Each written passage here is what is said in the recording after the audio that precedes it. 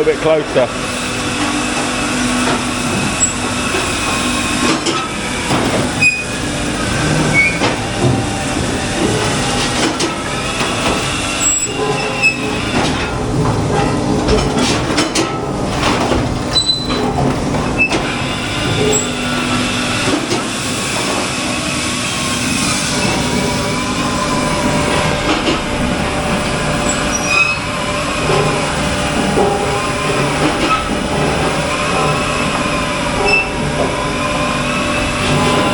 Big round, guys.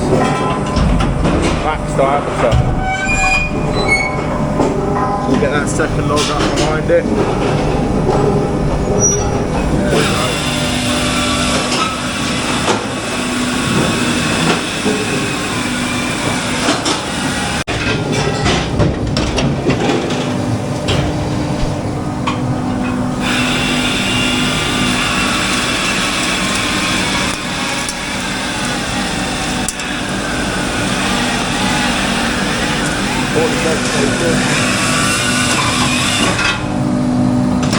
Inches.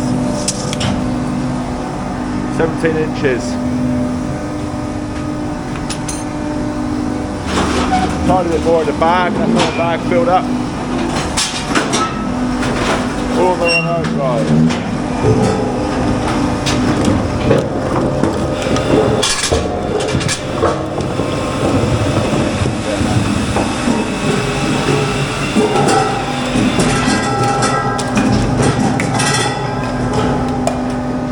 Lovely.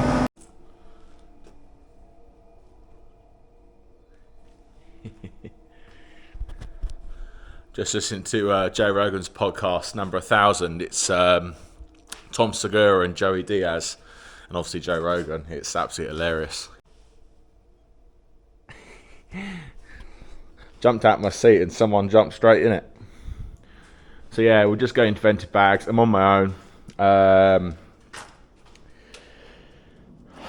I mean, I've got the bag holders, so I could do 2 at a time, but it actually takes longer, I think, to get them off the bag holder and put them on the fork, especially when you're on your own. So I just put one bag on, fill it up, quickly switch it over, and then carry on. I've only turned off the machine this time because I've got to remove this and change it for another bin.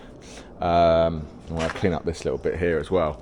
But yeah, normally it's about 30 seconds to a minute just to quickly put that in there, put another bag on, and we're back again. Where if I was using the bag holders, you have to pull the loops off the bag holder, and then with one person, you've got to drive in, put the first 2 loops on, get off the forklift, put the first 2 loops on, pull it and then jump back on, pull the forklift forward, jump back off, put the other 2 loops on, jump back on, and then drive out, and then you've got to come in, put the bag back on the bag holder. So I think you're eliminating so much time by just doing it one at a time. Yeah, it's not taking long at all. Especially this stuff is quite well seasoned, but it's still very wet in the middle. I'm not too sure. I might have to just mark these or remember where they are in the stack. If they're not quite dry enough, I'll have to leave them for a bit longer. But as you can see, lovely consistent square logs. You cannot beat this machine for consistency. Like you would have seen in my video on the Uniforest 5340 at the Fuelwood open day. Super fast machine, and I reckon it's quite a bit faster than this machine, but it doesn't give you logs that look like that. Every log, and even on the outside ones, nice consistent size. You get some little slightly smaller ones, but there's no big logs. I found with that machine, that 5340, there was quite a bit of big logs coming out of there, and they were cutting them to 8 inches to try and avoid that. I truly believe this is the best automated firewood machine on the market. Built extremely well. Yes, there are other machines that are out there that can cut bigger diameter stuff, but I think for a consistent product, this is just the way to go.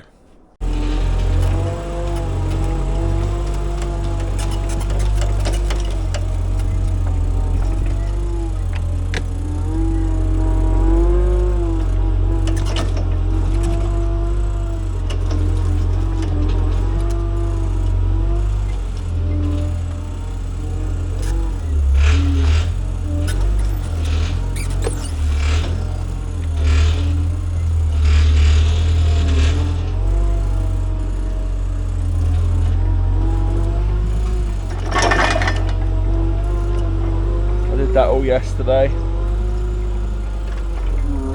and I had a massive clean up. So that was about 2 hours work. 14 bags, 2 hours. Bad for one person. Certainly a lot more than the Palax, but it's a different gravy, different kettle of fish. That timber's so big.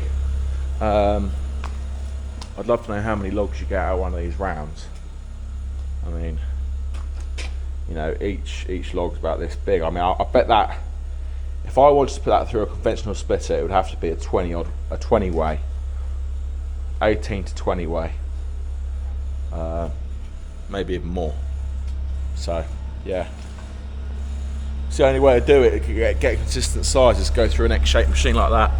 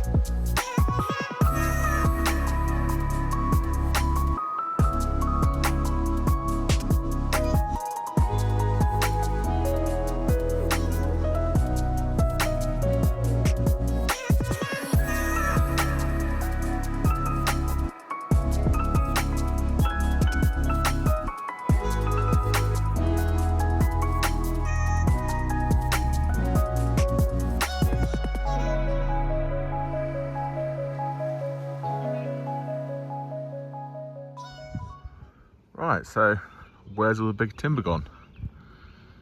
It's over there. Thought to myself, we're taking up valuable kind of space here. This is very easy to get to in the winter. Lorries can drop off here, etc. So I've started moving everything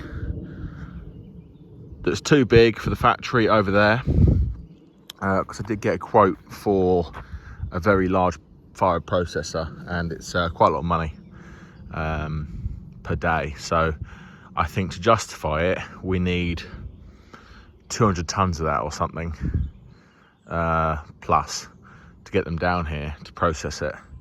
So if we fill it all the way up to here and then go, right, one summer we'll get a processor in, and that will fill up a hell of a lot of IBCs in one go. So yeah, that's the idea really, is just move all this stuff. I've been picking out because I think some of this will go. There's a flare at that end. If I take 2 or 3 rings off the end there, I think that will go through. Same with all of them really. That one might be a bit too big, but I'll give it a go. It's to see if when you're in the digger, it could be a centimetre in or a centimetre out. So the ones I think that will go through, I'll give a go. If they won't, I'll shoot them back off the end of the processor and they'll go up there. Or I could get a tape measure out, one or two. But like that one definitely will go through. So maybe I was just a bit too keen to select out too many as such. So I'm going to give these a go. The rest of them up there.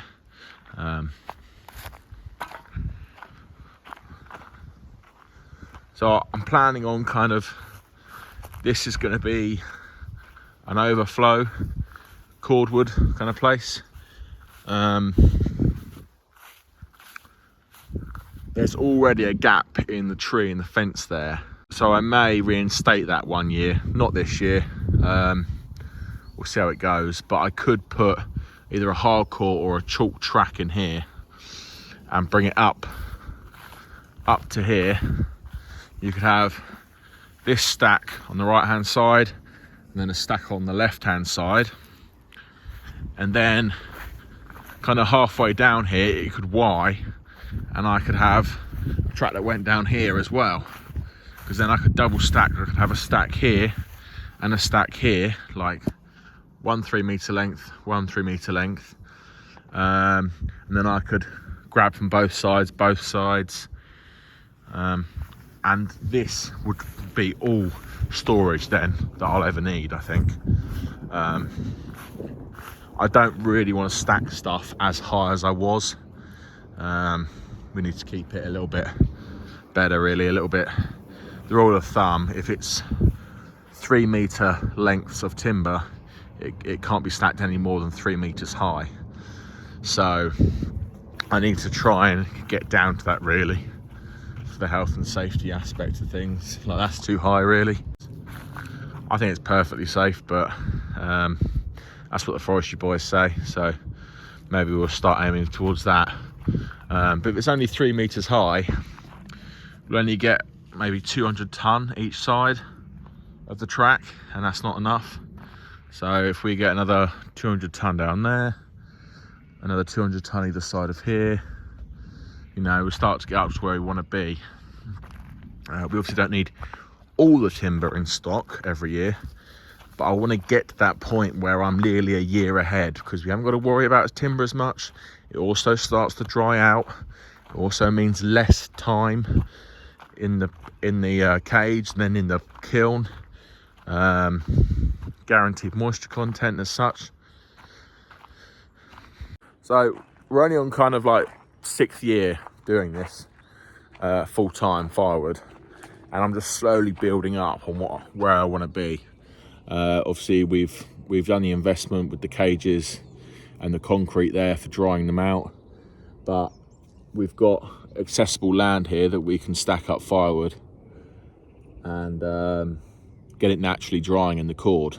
Also, if we can get as much in as possible in the summer months, we haven't got to worry about it as much in the winter months when it is muddy and wet.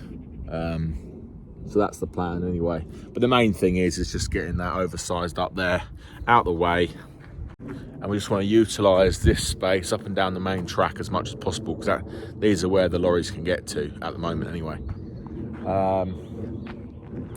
I'd like to get a dumper in, a small, you know, toe tip dumper. And I'd like to move all this. We're going to make a compost pile up in the field there, and I'll just keep tipping the waste on that, and then slowly but surely it will rot down, and I can then bag it up and sell it, or spread it on the fields, whatever it be. But I just need to clean up this yard a little bit. I'm just having a bit of a spring clean. The yard is looking really good. It's a little bit messy down here now because I have been cleaning up logs. You can see all the little knobbly bits. Kind of finished for the day now, but I've got some more rings to put through the factory. Put these inside quick. Got the truck and trailer loaded up, and we've got 21 in here. I'd like to get up to 35. I might book in George for tomorrow afternoon to try and move another load up there. 35 in here, 14 there. Maybe if we can get one more on, try and do like 50 a load, that'd be quite nice. Softwood rings and drying nicely. They're going to be going into kindling. All that long stuff is sold. This is going in all in vented bags. What I'm thinking, guys, is the stuff I'm putting into vented bags here, I'm gonna put them into this barn. So yeah, this row, that row, and what's down there, although that's a bit green if I'm honest, that will go in the shed here, and that'll be what I'll start taking out in September as such. Quite a lot of kindling up there still. I've got 2 full pallets I need to put up there, but I'm a little bit blocked out at the moment. Soon have 2,000 nets in stock, be nice, and then we've got to double it. I think about 4,000 nets will do us quite nicely for the season.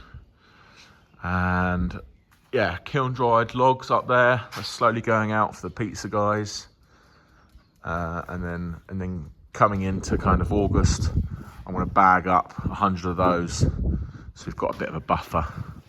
So we'll have 100 to 150 season bags in here, and then 100 kiln dry bulk bags in here, and then we're kind of set for a while, and then we can concentrate on the wholesale kiln dried.